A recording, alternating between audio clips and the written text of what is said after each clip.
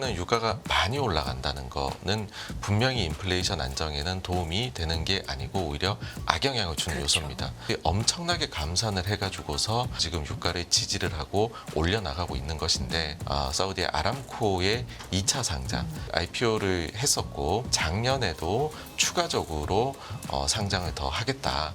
라고 얘기를 한 적이 있었거든요. 근데 작년에는 상황이 안 좋아지면서 무산이 됐었습니다. 네. 올해 지금 최근에 나오는 이야기가 재상장, 네. 2차 추가 상장 얘기가 나오고 있어요. 사실 추가 상장을 위해 가지고서는 유가가 높은 게 도움이 될 것이다. 네. 그 요인이 유가를 떠받들게 만드는 요인이니까 사우디 입장에서도 사실 물량은 조절을 하기 때문에 가격이 오른 거에서 벌충이 되는 게 있기는 하지만 물량 측면에서는 본인이 손해를 보고 가는 거거든요. 2차 IPO를 통해 가지고서 일거에 다 해소가 될 수 있다면, 그리고 인플레에 대해서는 여러 차례 말씀드리지만은 그 유가 하나만 보고서 무시를 하지 말자라고 생각을 합니다.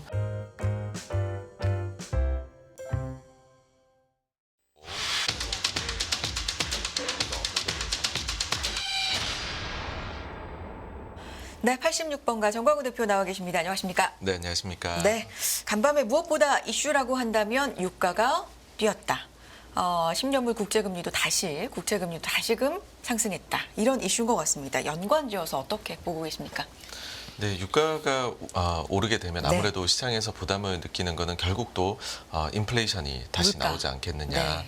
그러고 나면은 지금 엮여 있는 것이 연준의 정책이 상당히 또 긴축적인 정책이 더 나오지 않겠느냐라는 거에 대한 부담들이라고 뭐 모두 다 알고 계실 것 같아요. 그래서 그 유가 수준에 대해 가지고서 특히나 이제 유가가 계속해 가지고서 슬금슬금 올라오더니 최근엔 또 그것이 어제는 또 감산 연장 맞아요. 이야기와 더불어 가지고서 또 그 좀 상승폭을 좀 키우다 보니까 그런 이야기들이 나오는 것이 아닌가.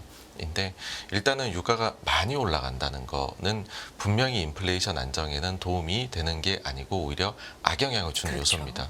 그러니까 특히나 이제 이게 사실 더 영향을 주는 데는 미국보다는 한국 같은 국가들, 그러니까 석유의 그 이제 높은 수입에 의존하는 국가들은 인플레이션이 이제 그 좀 더 안 좋은 영향을 받을 수도 있는 그런 요소이긴 하거든요. 이미 기름값 많이 올랐더라고요. 네, 그래서 요 부분은 분명히 신경이 쓰이는 요소이다. 네. 인데, 근데 이걸 가지고서 우리가 이제 바로 절대적인 비교는 좀 작년이나 재작년하고 하기에는 조금 무리가 따른다라는 것은 뭐냐 하면 그 이제 인플레가 이번에 온 거를 생각을 해보면 재작년부터 시작이 된 거를 해보면은 거기에는 많은 요인을 끼쳤던 거는 첫째로는 공급망 교란이 엄청난 영향을 미쳤었고 그거랑은 이제 그것이 인플레에 준 영향도 굉장히 컸었다라는 거죠. 그러니까는 우리가 이제 유가만 가지고서 인플레를 논하기에는 상당히 그거는 조금 그 일부분에 따른 것이다. 그러니까는 이번에 인플레이션은 독특함이 있었다라는 게 첫째이고요. 그 다음에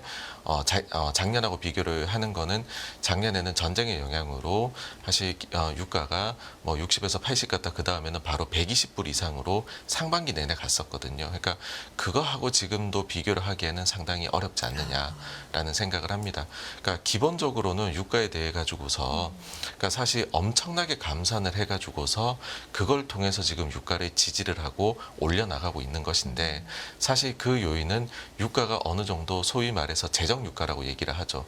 그러니까는 산유국들이 본인들이 계획을 세운 그 해에 이제 그 재정 계획이 있지 않습니까? 연간 본인들이 지출할 정부 계획에 어느 정도 유가가 맞느냐 거기에 대해 가지고서 지금 뭐 80불 정도 때이다 이런 얘기들은 그 전에도 여러 차례 나왔었었는데 그게 밑으로 내려갔다가 다시 이번에 회복을 했다라는 것이고 과연 그러면은 많이 올라갔을 때는 지금 감산을 하는 국가들 중에서는 본인들이 이 가격이면은 좀 더 팔고 싶은 국가들도 분명히 나올 수 있다라고 생각을 해요. 그러니까는 이 동맹 자체가 대단히 강하다라고 생각은 하지 않습니다.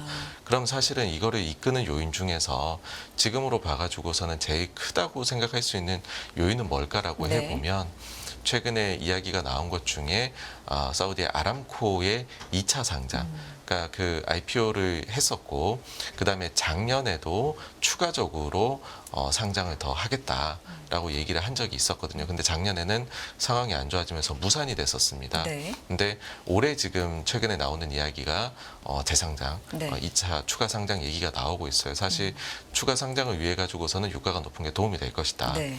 라고 생각해 볼 수 있고 만약에 그렇다라고 하면은 그 요인이 유가를 떠받들게 만드는 사우디 입장에서는 높은 유가를 원하는 요인과 사우디 입장에서도 사실 물량은 조절을 하기 때문에 가격이 오른 거에서 벌충이 되는 게 있기는 하지만 물량 측면에서는 본인이 손해를 보고 가는 거거든요. 근데 그것이 2차 IPO를 통해 가지고서 일거에 다 해소가 될 수 있다면 그리고 그 돈이 다른 데로 본인들이 원하는 투자처로 쓰일 수 있다면이라는 가정을 해볼 수는 있는데 근데 그렇다라고 하면은 이거 자체가 뭐 이 유가를 폭력적으로 올렸었던 요인들하고는 조금 차이가 난다라고 생각을 해요.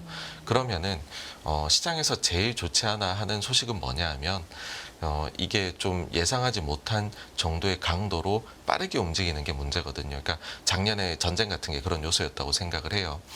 근데 지금은 그런 것 그 당시하고는 분명히 차이가 난다라는 거고 그리고 사실 인플레에 대해서는 여러 차례 말씀드리지만은 이번에는 복합적인 요인들이 작용을 했다라는 거거든요. 그래서 다른 요인들이 많이 안정화되어 가고 있음을 좀 이제 그 유가 하나만 보고서 무시를 하지 말자라고 생각을 합니다. 그리고 이제 간밤에 채권 시장으로 네. 움직인 요소는 무엇이었냐라고 하면 물론 유가도 영향을 줬겠지만은 그와 더불어서 비슷하게 또 크게 영향을 준 거는 크리스토퍼 월러 연준 이사가 나와서 한 발언 때문이었다라고 생각을 합니다. 그러니까 시장에서는 지난주 금요일에 나왔었던 고용 데이터를 보고 나가지고서는 이제는 진짜 좀 우리가 금리 인상 가능성을 많이 낮춰도 되지 않겠느냐라고 생각을 했던 것 같아요, 시장에서. 그런데 아직까지 안심하지 말아라. 그러니까는 아직까지도 추가 인상의 여지가 남아 있다는 그런 거를 다시 한번 되살린 그런 발언을 했어요. 그러니까 지금의 금리 채권시장 일드 수준에 대해 가지고서 여기에 대해서 문제가 있다고 생각하지 않는다는 식의 발언을 한 것이고 그 다음에 또 한 가지는 추가적으로 인상하는 거에 대해 가지고서도 가능성이 있다라고 열어두는 발언을 했다라는 것이죠. 그러니까는 이제 시장에서도 여기에 따라 가지고서 그럼 11월에 인상 가능성 어떻게 돼야 하니까는 그게 조금 더 올라왔고 그 다음에는 주목하셔 가지고서 여러분들께서 보셔야 될 게 지금 상황에서는 어떤 건지를 말씀을 드려보면은요. 바로 내년도 5월 혹은 6월입니다, 지금. 그러니까는 지금 보시게 되면은 패드워치 들어가시면 내년도 것도 확률을 우리가 체크를 하실 수가 있거든요. 근데 왜 내년 5월이나 6월 정도에 대해 가지고서 보시라라고 말씀을 드리냐 하면 네. 다른 게 아니라 연준이 과거에 마지막으로 금리를 인상한 이후에 첫 번째로 금리를 인하하기까지 걸리는데 90년대 이후로 평균적으로 보면 약 11개월이 걸렸거든요. 네. 그러면은 만약에 지난 7월 달에 그 최근 회의가 마지막 인상이었다라고 해버리게 되면 12개월로 하면은 내년도 5월 이 정도가 나오게 되거든요. 11개월.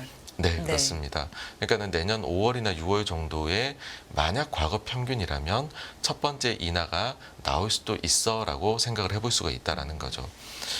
고용 데이터가 지난 금요일에 나왔을 때에는 5월 달에 첫 번째 인하가 되지 않을까로 확률이 50%가 넘어갔었습니다.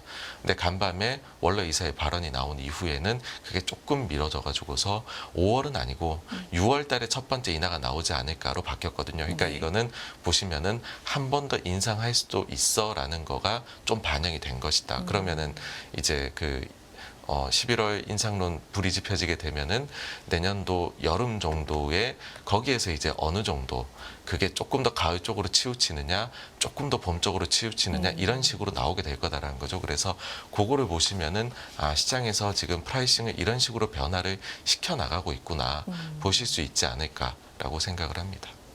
일단 지금 패드워치 보니까 사실 9월의 동결 가능성은 90%가 이미 넘었었는데 그게 뭐 95까지도 가고 뭐 이랬었는데 지금은 약간 다소 줄어서 92% 정도가 되는데 9월은 동결이 거의 확실한데 사실 우리가 주목하는 건 그 이후잖아요. 뭐 네, 11월에 한 그렇습니다. 번 더 인상이라든가 아니면 인하 얘기가 말씀해 주신 것처럼 언제쯤으로 좀 예측이 되는지 이건데 그 사이에 확인할 데이터들이 좀 많기 때문에 오늘 유가 얘기도 나온 김에 사실 유가가 만약에 이게 반영이 돼서 CPI를 좀 끌어올리거나 이거 인플레이션 정말로 다시 튀는 거 아니야까지 걱정까지 되려면 이번 CPI가 아니라 다음 달 정도 확인이 되겠습니다. 맞습니까? 그 유가가 네. 영향을 미치는 거는 네. 일단은 즉각적입니다. 아, 그러니까는 그렇습니까? 네, 일단은 에너지 가격 그 요소에 즉각적으로 나오는데 네. 근데 이게 퍼져나가는지에 대해 가지고서는 네. 이거는 불확실한 면이 있습니다. 그러니까는 우리가 기름으로 만들어진 사실 옷이나 모든 것들이 다 기름의 영향을 그렇죠. 받잖아요. 그래서 거기로 넘어가느냐 안 넘어가느냐가 중요한데 사실 유가가 직접적으로 영향을 미치는 요소 자체는 소비자 물가지수에서 차지하는 비중은 크지는 않아요. 아, 한 7% 정도 네. 항목이 나오는데 근데 이것이 다른 데로도 가격 전가가 넘어가느냐 네. 아니면 복합적으로 봤었을 때 인플레의 상승을 정말로 상승이 나타나고 있느냐 그거는 그 다음에 시차를 두고서 나타나게 되는 것이죠. 그래서 그런 2단계를 이제 거치게 된다라고 말씀을 드릴 수가 있을 것 같고요. 사실은 그 두 번째 단계로 넘어가게 되는 거에 대해 가지고서 시장은 제일 우려를 하는 거고 그 요소에 대해 가지고서는 우리가 조금 미리 판단을 해볼 수 있는 거는 어느 데이터에서 나오냐 하면 네. 바로 기대 인플레이션입니다. 사실 기대 인플레이션은 역사적으로는 유가의 영향을 많이 받아요. 근데 최근에는 유가가 좀 상승을 하고 있음에도 불구하고 기대 인플레이션이 안정화가 되어가고 있거든요. 네. 그러니까 만약에 기대 인플레이션이 계속 좀 안정적으로 나온다라고 하면은 그 파급 효과는 상당히 우려에 대비해 가지고서는 제한적일 것이다라고 생각을 해볼 수 있는 거고요. 근데 만약에 기대 인플레이션도 뛰기 시작을 한다라고 해버리면은 이제 여기에 대해서는 유가의 안정이 시장을 위해서는 필요하다 이렇게로 넘어갈 수 있는 요소다 그렇게로 보입니다. CPI보다도 유가 관련돼서는 기대 인플레이션 쪽을 조금 더 지표를 봐야 된다. 네, 하는 일단은 말씀이시네요. 거기에서 우리가 2차 파급에 대해 가지고서 먼저 생각을 해볼 수 있거든요. 네. 알겠습니다. 채권 금리 얘기를 조금 더 해보면 이게 우리가 계속 4%대 위에서 10년물 기준으로 움직이는 건 맞고 이게 4.3까지 가느냐 마느냐인데 다시금 또 4.3을 향해서 지금 가고 있는 모습이거든요. 이게 증시에 어느 정도나 또 압박이 될지 혹은 진정세는 어디서 찾을 수 있을지 이 부분은 어떻게 보십니까? 그러니까는 그 금리에 대해 가지고서는 네. 계속해 가지고 말씀을 드리는 것이 뭐냐 하면 사실 이게 과거에는 사이클을 보게 되면 제일 많이 나왔던 거는 뭐냐 하면 연준이 긴축을 해 나간다라고 하면 금리가 올라갔다가 그렇죠. 그 다음에 경제가 버티지 못할 수준에서는 더 이상 못 올리게 되고 그러고 나서는 많은 경우에 침체가 오게 됐죠. 그러면 금리가 확 떨어지게 되고 네. 그러고 나면은 그게 부양책이 된 거니까는 다시금 그걸 자양분 삼아서 증시나 자산시장은 한번 무너졌었다가 그 다음에 다시 회복을 해 나가는 그림이 일반적인 그림들이었었죠. 그러니까는 과거에 50년대 이후에 미국에서 14번의 긴축 사이클에서 11번이 그런 식의 모습이 나타났었다라는 거죠. 그러다 보니까는 정말로 많은 투자자들의 기대는 거기에 가 있어요. 지금도 저는 여전히 그렇다고 생각을 합니다. 왜 그런 모습이 나오지 않았는데 지금 증시가 오르는지에 대해 불편함을 느끼시는 분들이 저는 굉장히 많을 거다라고 생각을 해요. 근데 여기에서 우리가 결국에는 이와 같은 여러 가지들의 데이터를 체크를 하는 이유는 뭐냐 하면 그래서 인플레가 높은 것이 뭐가 문제가 결국은 될 것이냐라고 하면 침체가 오느냐 마느냐가 중요한 거거든요. 그러니까 우리가 생각하는 여러 가지들의 데이터들을 보는 이유는 그래서 결국에는 우리가 피하고 싶은 경기 침체가 오느냐 마느냐. 왜냐하면 절대적인 금리 수준이 얼마나가 되느냐는 과거에는 더 높은 금리에서도 침체에 가지 않았던 사례들도 분명히 존재한다는 거죠. 우리가 너무 저금리에 살아온 것일 수도 있고 눈높이가 너무 저금리에 맞춰져서 그 금리가 아니면은 마치 반드시 침체가 와야 되는 것으로 사람들이 생각을 할 수도 있다라는 것이죠. 근데 결국에는 제일 중요한 것은 그래서 경기가 어떻게 되느냐에 대한 여부인데 과거에 100%가 아니었거든요, 이게. 예외 사례는 분명히 존재하는 것이고 사실 코로나 직전에 2018년도까지 긴축을 해 나가고 금리 내리기 시작한 것도 코로나만 아니었다라고 하면은 제 생각에는 침체로 가지 않고 네 번째 성공 사례로 남을 수 있었을 거라고 생각을 해요. 근데 그거를 일괄적으로 묶어서 그것도 실패 사례다. 네. 이렇게로 지금은 가 있는데 성공을 했던 사례들의 특징은 뭐냐 하면은 고용이 버텨줬던 거거든요. 네. 그리고 고용이 버텨져 버리면 처음에는 긴축을 해 나가고 나서 금리가 좀 내려오기 시작을 하다가 네.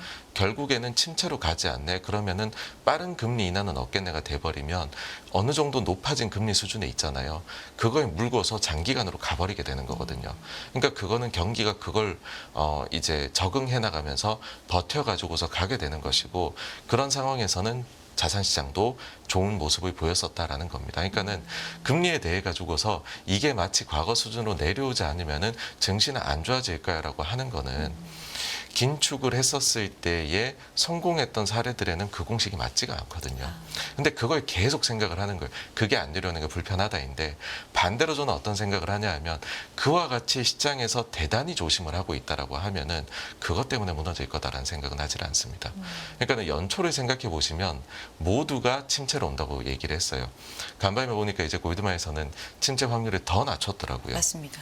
그러니까 이게 정말 웃기는 일이 벌어지고 있는 것이, 한쪽에서는 침체 온다 그러고 한쪽에서는 침체 확률이 낮추고 있고, 그러다 보니까 금리는 재가속되면 올라간다 그러다가 다른 쪽에서는 그게 아니라 침체가 오는데 무슨 소리야 하고 엄청나게 혼재가 돼 있어요.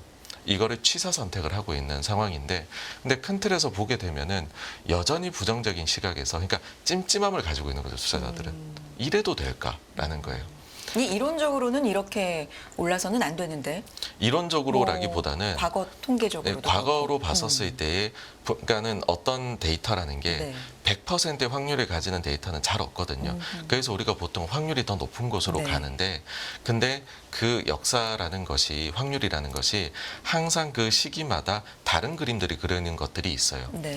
100% 똑같이 반복이 되면, 예를 들어서 항상 나온 얘기가 지금은 제2의 대공황이다. 근데 제2의 대공황이 온 적은 없거든요. 그러니까 항상 그 그림이 비슷해 보이지만 달랐고, 우리는 그럼 그 차이가 어디서 나타나는지에 대해서는 항상 신경을 쓰고 보고서 차이가 나는 것을 발견을 해야 되는데, 가령 예를 들면 지금 같은 경우에 그것도 있죠. 인플레 같은 경우에 반드시 다시 올라간다. 네. 예를 들어 레리 서머스 같은 경우에도 그림 딱 그려놓고서 70년대 후반처럼 인플레 반드시 다시 올라갈 거다라고 하는데, 근데 그거는 가봐야 아는 거죠. 그때랑 요인이 다른 게 분명히 있는데, 그러니까는 지금의 특이성이라는 것도 분명히 존재를 하는데, 가장 그러면은 제일 큰 특이성이라고 하면 뭐냐라고 했을 때에는 고용시장이다라는 것은 변함이 없습니다. 그러니까 지금처럼 일손이 부족했던 시기는 없었었고, 그러면은 여전히 여기에서 좀 더 뭔가 인플레가 그것이 더 올라간 요인이 되었든, 아니면은 반대로 경제가 너무 안 좋은 요인이 되었든지 간에, 그래서 고용시장이 약화되고 실업이 증가하고 한다손 치더라도 여전히 미스매치가 있고, 그게 과거 평균 수준으로 회복이 될 때까지는 고용시장에서 고용이 되어 있는 인구수에서는 별로 타격이 없을 거라는 거죠. 그렇게 되었을 경우에는 그것이 소비의 원천이 되는 것이고, 소비를 뜨겁게 만들어준다가 아니라 버텨주는 게 나온다라는 거죠. 네. 그러면은 그 지금의 우려 같은 요인들을 이제 그 좀 줄여줄 수 있는, 그러니까 과거하고 가장 다른 요인이 여기에 있거든요. 근데 이 요인에 대해 가지고서 사실은 그거를 좀 무시를 하고서 나머지에서 과거의 일들이 다시금 재발할 거야 라고 하는 거에 대해 가지고서는 저는 전혀 동의는 하지 않습니다. 만약에 그렇다라고 하면은 지금 기업들이 이익 추정치 같은 것들이 대단히 낮아져야 될 거예요. 안 좋아져야 될 텐데, 사실 지금 기업 이익 추정치는 어떤 경로를 거치냐면은 안 좋아진다라고 할 때는 모두가 안 좋게 보거든요. 모두가 안 좋게 보는데 그보다 더 나쁘게 나오겠죠, 초기에는. 근데 그게 일정 부분 시간이 지나면 이 분석하는 사람도 경향성이 있거든요. 나쁘게 보면 한도 끝도 없이 나쁘게 보기 시작을 해요. 좋게 보일 때는 또 반대로 그렇고요. 그게 작년에 벌어졌던 일이에요. 계속 추정치는 낮아지고, 근데 그보다 처음에는 정말로 기업 실적이 별로였다가 네. 그 뒤에는 그렇게 안 좋게 보는 것 대비해서는 나쁘게 나오는 정도가 줄어들기 시작을 합니다. 네. 그렇게 하다가 보면 내년도 거, 내후년도 거의 이익 추정치는 올라가게 될 것이고, 네. 그러다가 그게 마침내에는 올해의 이익 추정치까지도 올라가게 되거든요. 근데 최근에 그런 현상들이 나타나고 있어요. 그래서 미국 증시 같은 경우에는 최근에 조정 장세 이런 얘기들을 하시는데, 그걸 겪으면서 PER은 낮아집니다. 이익 추정치가 올라가고 있거든요. 네. 물론 그 이익 추정치가 잘못되었다라고 말씀하시는 분들도 계세요. 이익 추정치는 늘 많이 변하는데 그걸 보고서 어떻게 판단을 하느냐라고 하시는데, 그래서 이익 추정치를 볼 때 같이 보는 요소가 뭐냐 하면 기업들이 미래에 대해서 가이던스를 제시를 할 때 그 전에 대비해 가지고서 더 긍정적으로 얘기를 하느냐 혹은 부정적으로 얘기를 하느냐 같은 비중들을 또 보게 됩니다. 근데 그게 향후 1년을 놓고 봤었을 때 기업들이 긍정적으로 혹은 부정적으로 얘기하는 거를 보게 되면 과거 평균보다도 더 긍정적으로 얘기를 해요. 근데 21년도 말, 22년도 초에 이익이 꺾여 내려오기 시작을 할 때 그때는 어땠냐 하면은 기업들은 이미 부정적으로 얘기를 하기 시작을 했어요. 근데 시장에서 경향성이 있어서 이익이 그동안 워낙 좋았기 때문에 계속 좋게 봤던 것이죠. 그러니까 지금도 추정치가 너무 낙관적으로 기업들 얘기 반영하는 거 아니야라고 하시는데 그때하고는 180도 다르다라는 거를 얘기를 드리고 싶습니다. 그러니까는 기업들에서 하는 이야기 자체가 지금은 좀 다르다 이고, 그 결과로 나타나는 게 뭐냐 하면 경기 침체에 대해 가지고서 언급하는 기업의 수가 1년 전부터 해가지고서 분기별로 계속 줄어들고 있습니다. 그러니까는 현재에서 맞닥뜨려 가지고서 장사를 하고 있는 기업들이 느끼기에 실제로는 그렇다라는 것이거든요. 그래서 그 전에 봤던 거하고는 다른 일이 벌어지고 있다 이고, 그래서 지금 이 증시가 이제 변화하는 과정에서 사실 이제 정말로 안 좋게 보셨던 분들 입장에서는 그러면은 정말 안 좋은 일이 안 벌어지고 침체 확률이 좀 줄어들게 되면 이라고 했었을 때는 뭐 이제 반대로 또 논리가 나와야 되는 저는 상황이 된다라는 생각을 해요. 그러니까 그런 것들이 혼재되어 가지고 가는 과정이지, 사실 지금에서 봤었을 때는 기업 이익에 대한 예상이라든지 그다음에 여러 선행 데이터가 나쁘게 나오고 있다라고 생각하지 않습니다. 거꾸로 생각하면은 좀 지나서 뭐 내년이라든가 이익 추정치가 계속해서 좀 좋아졌는데 경향성에 따라서도 계속 또 좋아질 가능성이 있는데 거기에 비해서 기대에 못 미친다. 이래서 또 시장이 실망할 가능성도 없지 않아 있다고 보는데 그건 너무 이른 걱정입니까? 그러니까 그런 게 어디에서 먼저 나오냐 하면은요, 기업체들이 다음이나 그 다음 분기에 대해서 본인들의 가이던스를 부정적으로 얘기한 비중이 많이 높아져야 됩니다. 그러니까 지금 저는 좀 그 기업 이익에 대해 가지고서 말씀들을 하실 때 조금 의아한 것은 뭐냐 하면 그렇게 안 좋게 나올 거다라는 말씀은 1년 전에 하셨어야 돼요. 그러니까 그때 당시에는 추정치는 높아져 가고 있음에도 불구하고 기업들은 그걸 부담스러워 했었거든요. 근데 지금은 정반대 상황이 벌어지고 있어요. 그러니까는 기업들은 거기에 대해 부담스럽다라고 얘기를 하는 기업도 물론 있죠. 그러니까는 다 좋을 수는 없거든요. 기업들 중에서는 지금에서는 일부 분야는 우리는 여기서 안 좋다라는 얘기도 하는데 우리는 그 숫자를 가지고서 퍼센트를 따진다라는 거죠. 그랬을 때는 그때하고 차이 나는 점이 분명히 존재를 한다는 거거든요. 근데 단순히 실적 시즌은 무조건 안 좋을 거야. 제가 볼 때는 그게 언제 정말로 극명하게 심했냐면 바로 작년 말 올해 초였거든요. 올해 이익 추정치를 S&P 500에 대해 가지고서 뭐 180이 나올 거다, 160이 나올 거다 이런 얘기를 했었어요. 근데 그게 쏙 들어갔지 않습니까? 오히려 지금 3분기부터는 지난 4분기, 1분기, 2분기까지는 전년 동기 대비 감익이었어요. 근데 올해 3분기부터는 전년 동기 대비 이제 증익 구간으로 들어가게 되거든요. 근데 모든 게 안 좋은데 증익이 나올 수는 사실은 없거든요. 근데 그게 정말 부담스럽다라고 하면은 미국의 기업들 같은 경우에는 본인들이 얘기한 가이던스 추정치하고 기업 이익의 차이가 많이 나면, 특히 그게 네거티브하게 차이가 많이 나면은 그게 좀 문제가 될 수가 있어요. 그래서 미리미리 본인들의 악재를 알리고 추정치를 낮추기 위해 가지고서 노력을 한다라는 것이죠. 근데 그런 노력들이 지금은 나오지는 않고 있습니다. 네. 그러니까는 그런 일이 벌어지기 위해 가지고서는 그와 같이 추정치를 낮추기 위한 기업들의 노력이 많이 나와야 되거든요. 그러니까는 이 실적 시즌을 우리나라 같이 생각을 하셔서는 절대로 안 됩니다. 그러니까 한국 기준으로 생각을 하시면 한국은 기업들이 얘기하는 거라든지 아니면 애널리스트들의 추정치하고 기업 이익의 실제 발표치하고 차이가 가장 큰 국가 중에 하나거든요. 이걸 보고서 미국도 그럴까라고 하시는 거는 사실은 이거는 미국 시장의 특수성하고는 상당히 거리가 멀어요. 미국은 보통 어닝 서프라이즈가, 그러니까 파지티브하게 서프라이즈가 나오는 국가인데 우리를 기준으로 미국도 그래 할 거야. 미국도 결국엔 실적 시즌은 가봐야지 그걸 어떻게 알아라고 하는 거는 그거는 특수성하고는 거리가 멀다라는 거죠. 좀 다르게 볼 필요가 있다, 우리와. 대표님께서 사실 몇 달 전부터 얘기해 주셨던 부분 중에서 금융장세에서 실적장세로 넘어가는 그 부분에 대한 얘기를 좀 많이 해주셨었거든요. 지금입니까? 아니면 이미 넘어왔습니까? 우리 9월에 뭘 봐야 될까요? 그러니까 2분기 실적 시즌이 그래서 중요했다라고 생각을 네. 하고요. 그 실적 시즌은 결과가 잘 나왔습니다. 예상 대비 잘 나왔고 그다음에 기업들이 향후에 대해 가지고서도 얘기하는 것도 긍정적인 부분이 많았다라는 거죠. 그래서 저는 얘기 드린 것이 2분기 실적 시즌 가운데에 결국에는 증시에 장세의 변화가 있을 것이다. 이고 저는 이미 넘어왔다라고 생각을 합니다. 그러니까는 지금 이익 추정치의 상향이 실제로 그래서 올해 것조차도 이제는 나타나기 시작을 했다라는 거고 하반기에는 3분기 실적 시즌은 일단 미국은 항상 실적 시즌이 예상치 대비 잘 나온다고 말씀을 드리잖아요. 근데 이미 그 예상치 수준 자체가 전년 동기 대비 증익으로 들어와 있거든요. 그리고 우리가 그런 것도 봅니다. 뭐냐 하면은 분기가 시작하고 사실 3분기가 이미 2달이 지나갔어요. 그러니까 한 달 정도밖에 남지 않았거든요. 근데 분기가 시작을 하고 첫 2개월 동안에 그 분기에 대한 추정치가 어떻게 변화하느냐 그걸 가지고서도 이제 이번 분기에 어닝 서프라이즈가 좀 더 많이 나올 거냐 적게 나올 거냐 그 분위기를 알 수 있거든요. 사실 제가 3분기 실적을 말씀드리지만 이미 그게 3분의 2 이상 나와 있는 상황이에요.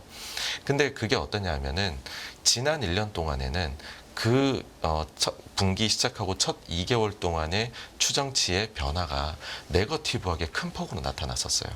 근데 이게 지금 코로나 이후에 조정 국면에 들어간 이후 처음으로 첫 2개월 동안에 플러스로 오히려 이제 추정치가 올라갔거든요.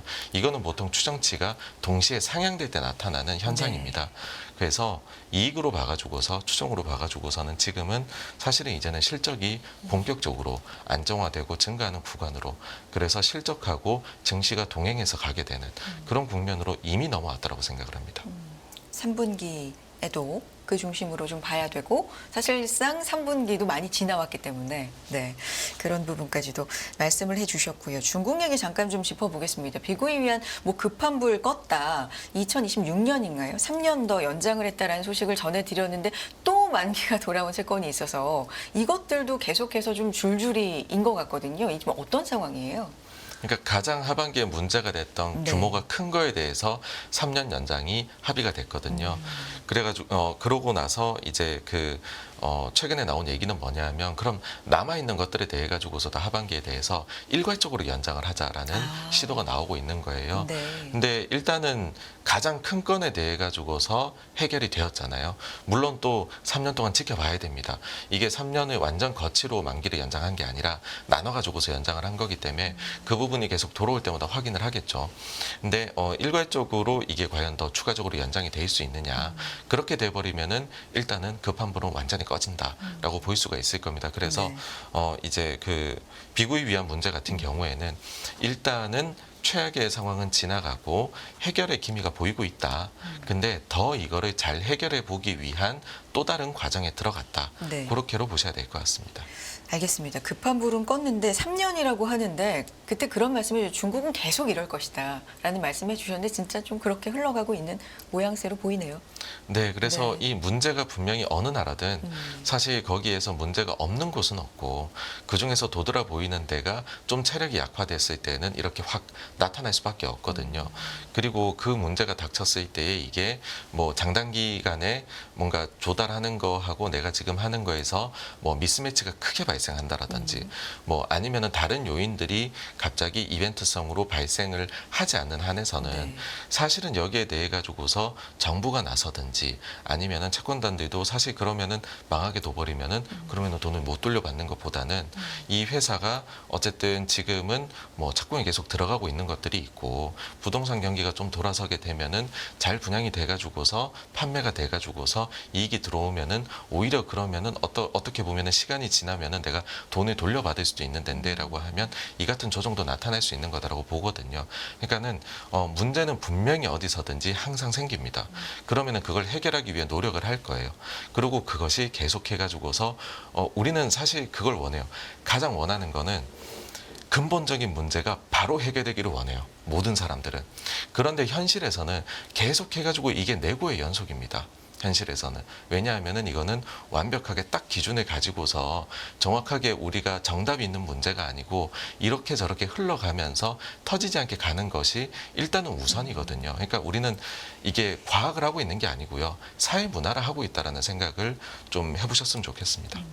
근데 어제 같은 경우는 또 그 리스크가 불거진 탓인지 홍콩이라든지 항생지수 같은 경우는 좀 2%대 급락하는 흐름을 좀 보이기도 했거든요. 이거는 연관지어 생각해볼 만합니까? 어떻습니까? 어제는 그 요인은 네. 아니었고요. 아. 어제 나온 거는 사실 컨트리 가든 이제 관련해 가지고서는 네. 좋은 소식이 나온 것이었는데 심지어 주가도 좋았어요. 근데 네. 다른 요인은 뭐냐 하면은 이제 그 최신 PMI가 서비스 그 비제조업이 나왔는데 그게 예상을 하회를 했습니다. 그러니까 그 전에 또 나온 제조 쪽은 예상보다 조금 더 잘 나왔는데 근데 이번 같은 경우에는 또 비제조업은 좀 못 나오다 보니까 아니 중국이 지금 부동산도 부동산인데 경기 자체가 많이 안 좋은 거 아니냐? 그럼 또 나오는 얘기가 그 다음에는 부양책이 효과를 발휘하지 못하는 것 아니냐, 더 큰 부양책이 필요한 거 아니냐, 근데 더 큰 부양책을 펴게 되면 위안화가 약세가 되는데 버틸 수가 있느냐, 줄줄이 사탕으로 이게 문제가 쫙 나오게 되거든요. 그렇게 돼버리니까는 중국 증시가 하루는 외국인이 샀다가 하루는 팔았다가 이런 식으로 들쭉날쭉을 하게 되는 것이다라는 거고, 이번 주에 제일 중요한 건 다른 게 아니라 중국 지표 많이 나오거든요. 네. 생산자 물가지수라고 네. 생각을 해요. 왜냐하면 중국의 생산자 물가지수가 결국에는 중국 제조기업들의 이익하고 연관이 되게 깊거든요. 근데 이게 마이너스 깊은 폭으로 갔다가 이번에도 전년 동기 대비 마이너스 나오겠지만 그 폭은 줄어들 걸로 보입니다. 그러니까 이게 줄어들어 간다는 거는 중국 기업들도 이익 사이클이 최악의 국면은 지나간다라는 거거든요. 네. 그러니까는 오히려 사실 생산자 물가가 중국이 마이너스에 이렇게까지 있을 필요는 없다라고 생각을 하고요. 그 폭이 줄어들어 가는 거는 오히려 중국 경기가 최악의 국면에서 회복을 보이고 있다라는 신호로 시장은 받아들일 것이다라고 생각을 합니다. 그러니까 중국은 어제는 경기 이슈였다라고 말씀드려야 될 것 같습니다. 서비스업 PMI 네. 영향을 좀 많이 받았다. 중국 쪽 이야기까지 해봤습니다. 중국의 생산자 물가 지수에 좀 집중해서 볼 필요가 있을 것 같네요. 정광훈의 포커스라이트 정광훈 대표 함께했습니다. 고맙습니다. 감사합니다.